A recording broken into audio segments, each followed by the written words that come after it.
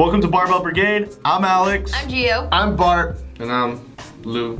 What do you guys do when you see bad form going on in the gym? Do you guys give them advice, or you just go, just turn your head and just like, they'll figure it out? How bad is this form though? Is this like this guy squatting and his back's rounding completely?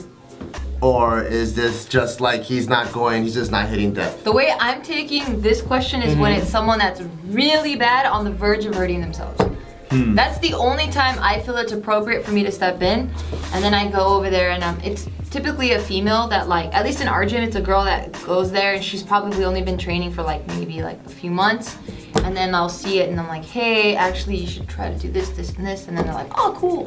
But that's the only time I really step in is when I'm like, dude, you're gonna hurt yourself. I think I do that too. I think usually for me, if it's a friend that I know and it's someone that I know pretty well, and even if it's like not terrible form but like little minor tweaks, so I said it's like semi bad form, then I'll be like, hey, you know what, you need to actually, you know, like shoot your knees out on a squat, or like on the deadlift, you know, keep your chest up or something like that. Oh, that for me is way more technical. Yeah. Really? What do you say? Well, I don't get that technical yet. Just say, hey, squat better. No. Because those are, so the pushing your knees out and doing all that stuff seems like it's a little bit more on the advanced. For me, it's like, when I do step in, it's for someone that like their back is like rounding, or they don't even grip they let go of the bar. Like, you know, like some people, they grip it and then they like to do this thing when they come up. And I'm like, that's kind of dangerous. Just kind of freehanding it. Yeah. See, I just approach it very calmly. I always tell people that, hey, like, you know, how long have you been squatting? I get them comfortable and like kind of loosen up in the conversation. Oh, that's smart. And that way they're like, I've been asking them how long they've been squatting and stuff, and I tell them, I'm like, hey, you know what? Like, whenever you need help, let me go ahead and help you, because like I feel like I can do some things that are gonna help your squat and stuff. Or even if it's like a more advanced person, they'll like look at me and typically ask me like, oh, did they hit depth or what? And I just tell them like, hey, you were kind of leaning forward a little bit, you know, because you want to be honest. Like you can't lie to you. Like you're doing them like a disservice. Yeah, you're doing them a disservice for sure by telling them a lie that they're hitting depth, or they're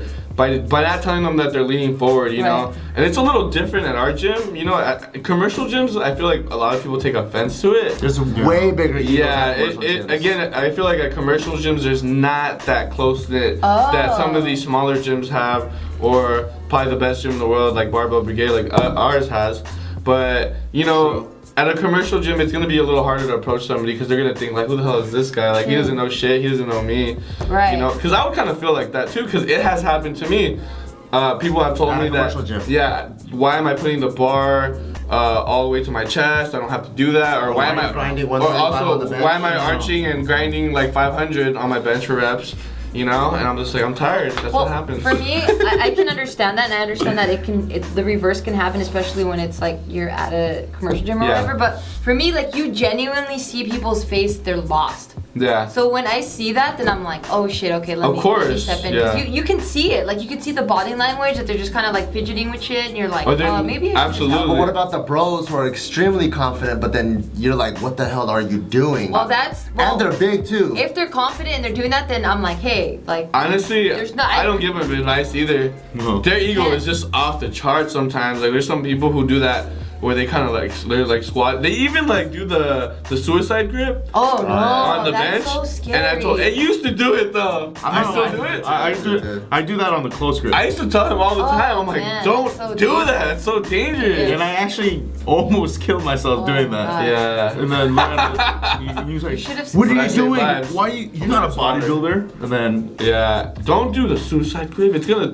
The weight could fall and roll out of your hands. You could die. You know who that actually happened to? Who? So I used to do suicide grip all the way until probably, I think, like 2 years ago. Oh, really? And I watched a Bryce Lewis video, and he was saying how his dad was benching like 330 or something like that, and it just slipped out, and it almost took his entire head off. No way! And his dad was in a coma, and he was in a very sad video, and he was like, from now on, I will never do suicide or false grip. And then from that point on, I was like, it's not worth dying over, so I wrapped my thumbs back home. This is very good information. It only takes 1 week of training for you to get used to it. It feels really weird the first time going back to normal, but it only takes 1 week. Yeah. And you're safe. Yeah. But if you can save somebody, give them advice, help them out, or tell us what you think about giving advice at the gym. Let's go or not. Deuce deuce.